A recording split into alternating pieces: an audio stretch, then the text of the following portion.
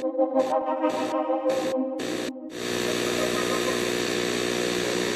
how goes it, folks? Jolly Yellow talking to you. So before I go into talking about the Resident Evil video games for a couple of minutes, I'm going to go in and give you a disclosure that might decide whether or not you want to stick around for this or not. Just come in really close. I do not play horror games.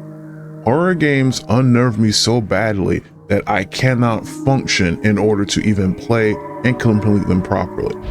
I'm terrified beyond the capacity for rational thought. So yes, I don't play horror games, but I'm about to talk about the Resident Evil games. If that's a turnoff for you, thank you for your time and have a good day. But if you're willing to hear me out, then hear me out. Okay, so for those of you that decided to stay around, I have this idea that's been running around in my head ever since Resident Evil 9 came out.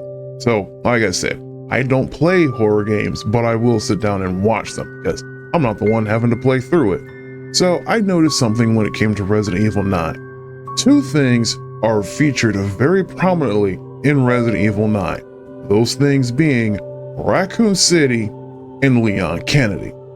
Now, we look back over the last several years and we can see we got remakes of Resident Evil 2, Resident Evil 3, and Resident Evil 4. What do those three games feature prominently? Resident Evil 2 and 3 prominently feature Raccoon City. Resident Evils 2 and 4 prominently feature Leon Kennedy. I think you see where I'm going with this.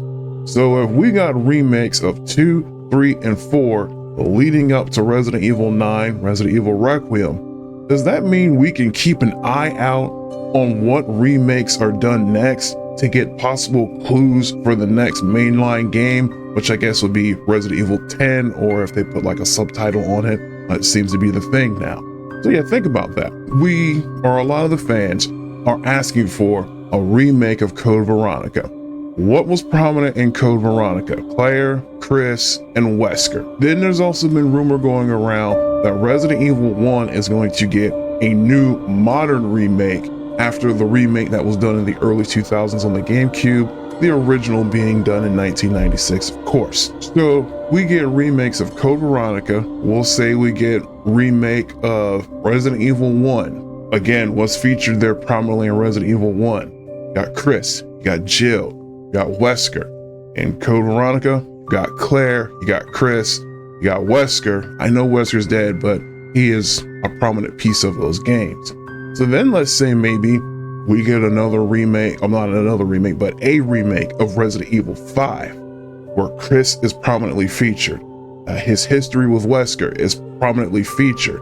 So does that mean, stand to reason, let's say we get remakes of 1, Code Veronica, and 5 over the next like 6 or 7 years or so, does that mean that when we eventually get to Resident Evil 10, we might get a Resident Evil 10 that prominently features like Chris and Claire, or maybe we go deeper into the history of Wesker, maybe even a prequel game where we deal with a young Wesker, or what we were seeing, or what Chris was up to before the events of the original Resident Evil game. I don't know how canon there are, but I believe there's a couple of novels and comic books that actually do cover the time leading up to the mansion incident of Resident Evil 1. So that's kind of what I want to put out there is, can we keep an eye on what remakes are done in the next like 5 to 7 years, and will those offer insight and clue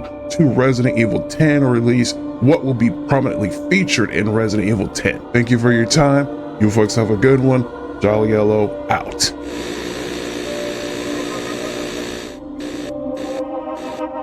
Thank you.